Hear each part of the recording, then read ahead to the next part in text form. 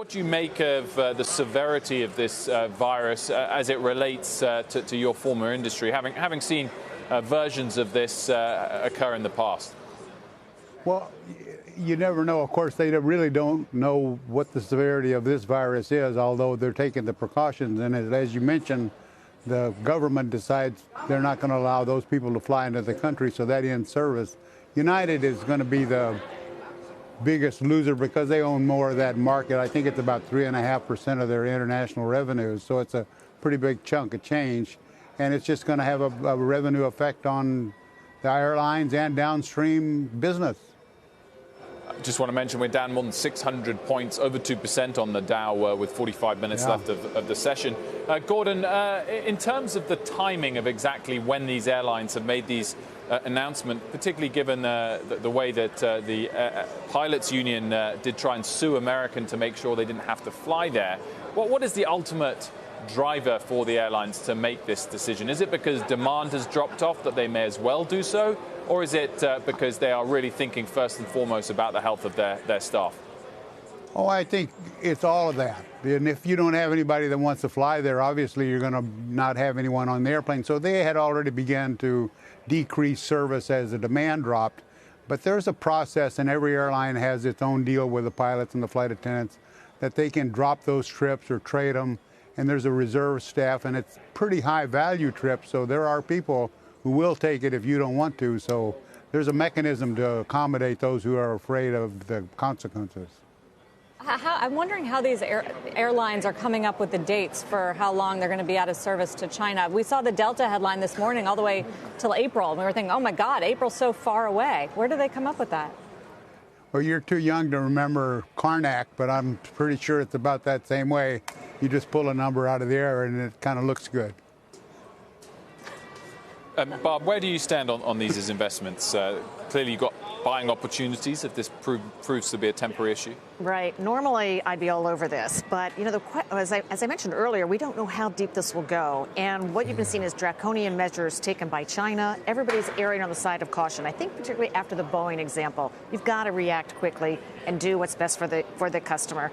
And who knows, if we start to see a lot more cases in Europe or here, who knows what airlines will shut down different routes. That seems unlikely, but, you know, these things, have a way of morphing beyond what we expect. So normally I'd be buying airlines today, but I think we need to wait a little bit. How much of a hit do you expect this to be, Gordon, to their financials for the quarter? Well, 3.5%, I don't know. It's a little over 3% at United of international revenue. So that's a pretty, I'd have to go and look at their income statement, but it's a severe cut in revenue, which is going to be missed. Now, they can deploy these airplanes in other markets, but on a short-term basis, as this is, it's not a permanent fix. So the disruption is going to cost them money. It's not going to put them in the red, but it is going to deplete their earnings. Gordon, we mentioned the share price moves since the CDC announcement. Does it make sense to you that United has performed the worst? Well, United, I think, serves 5 different cities in China, unlike American and Delta that are very low presence. So they're a strong China player. So if China gets sick, United is going to be affected. United's got a strong route network around the world, but it does have a heavier concentration in China than American and, say, Delta.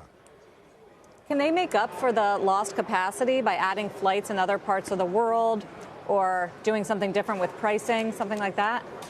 That's what they're going to try to do, and I would expect, because the airplane they're using is the long-range 787 mostly, or 777.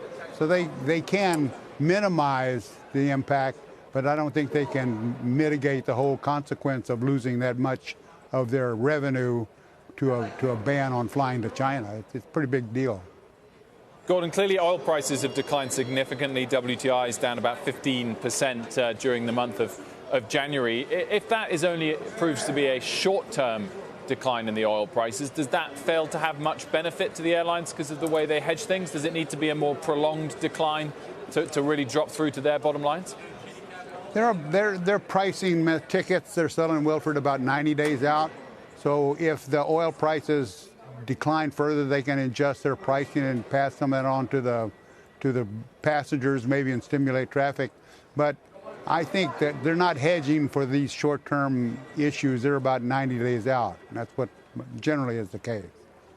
Gordon, just quickly want to get your take on Boeing following their earnings, not so much the numbers necessarily as the tone struck by Dave Calhoun, whether it was on the CNBC interview or on the earnings call. Do you feel like they've turned a corner now under Calhoun?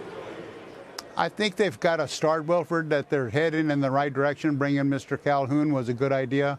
Making Mr. Kellner, my replacement at Continental CEO, the chairman, really kind of binds the regulatory and the customers to bring them in on board. And Calhoun is going to get this thing straightened out. So I would never bet against Boeing. Just wouldn't do it.